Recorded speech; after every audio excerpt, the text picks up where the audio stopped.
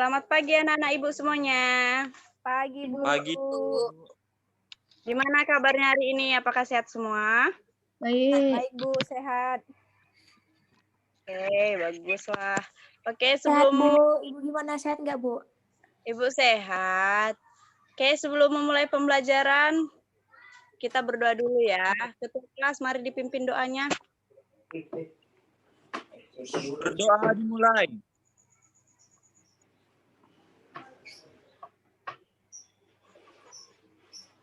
Selesai. Baik. Ibu absensi dulu. Siapa yang nggak masuk pada hari ini? Hadir semua, Bu. Bagus sekali, Nihil. Nihil.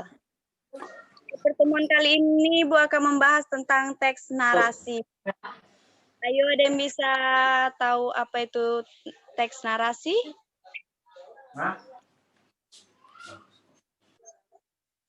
Apa ada yang bisa menjawab? Cerita, Bu. Iya, cerita. Benar, cerita. Tapi biar lebih detailnya biar Ibu saja yang menjelaskan ya. Teks narasi itu adalah salah satu jenis teks yang berfungsi untuk menceritakan suatu peristiwa atau kejadian secara beruntun dan mendetail, biasanya dari awal, tengah, hingga akhir, dengan urutan waktu atau bersifat kronologis.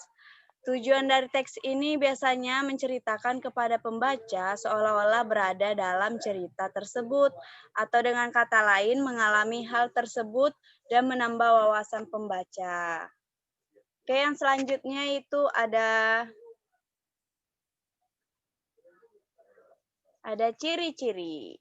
Ya, ciri-ciri teks narasi itu Ibu tampilkan ada 4. Yang pertama itu teks narasi berisi peristiwa, baik nyata, imajinasi, maupun keduanya. Yang kedua yaitu teks narasi terdiri atas beberapa paragraf yang tiap-tiap paragraf menitik beratkan pada perbuatan atau peristiwa, sehingga berusaha untuk menampilkan apa yang terjadi. Yang ketiga yaitu teks narasi disusun berdasarkan kronologi atau urutan waktu yang di dalamnya terdapat konflik agar menarik. Dan yang terakhir yaitu pada salah satu jenis teks narasi terdapat unsur amanat di dalamnya.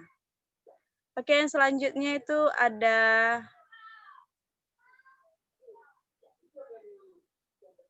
struktur, Bu. Iya, benar, ada struktur. Yang pertama yaitu orientasi.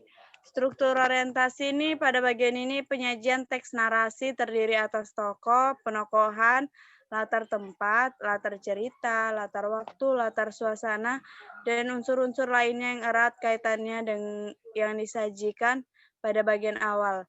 Bagian ini perlu dibuat semenarik mungkin, karena menjadi kesan pertama pembaca agar dapat membaca teks narasi seluruhnya. Yang kedua, yang itu adalah komplikasi. Pada bagian ini mulai menghadirkan konflik yang nantinya akan berkembang makin rumit hingga mencapai klimaks yang setelahnya anti klimaks dan berangsur-angsur akan menghilang. Yang ketiga yaitu ada resolusi. Resolusi ini menyajikan jalan keluar dari konflik sehingga berbagai permasalahan akan terselesaikan dan sebagai tanda cerita akan berakhir. Dah, yang keempat itu ada koda atau ending. Pada bagian teks narasi menyajikan akhir dari cerita. Akhir dari sebuah cerita dapat berupa akhir yang berbahagia, akhir yang sedih, atau akhir yang menggantung. Oke, yang selanjutnya itu Ibu ada kasih satu contoh cerita teks narasi. Oke, Ibu mau bertanya kepada anak-anak Ibu semuanya, apakah ada yang tahu pada paragraf pertama itu struktur teks narasinya itu apa? Orientasi, Bu. Ya, benar, Fitria Suci. Yang pertama itu ada orientasi. Kenapa? Kenapa yang paragraf pertama itu ada orientasi? Karena di situ menghadirkan, menjelaskan latar suasana, latar tempat, kemudian si penokohan itu. Yang kedua, nanti nilainya Ibu kasih tambah loh. Yang paragraf kedua ada yang bisa menjawab? Komplikasi, Bu. Iya, benar. Anissa Putri. Ayo, siapa bisa menjawab alasan kenapa paragraf kedua itu disebut masuk ke struktur komplikasi?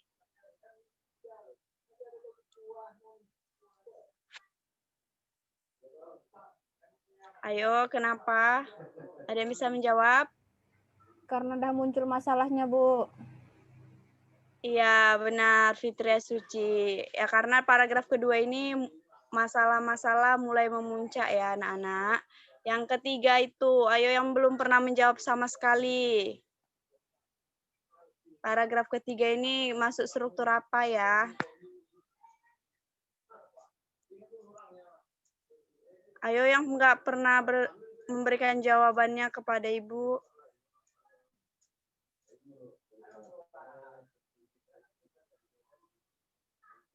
Baiklah, mungkin kurang mengerti ya bagian paragraf ketiga ini masuknya kemana. Paragraf ketiga ini itu resolusi.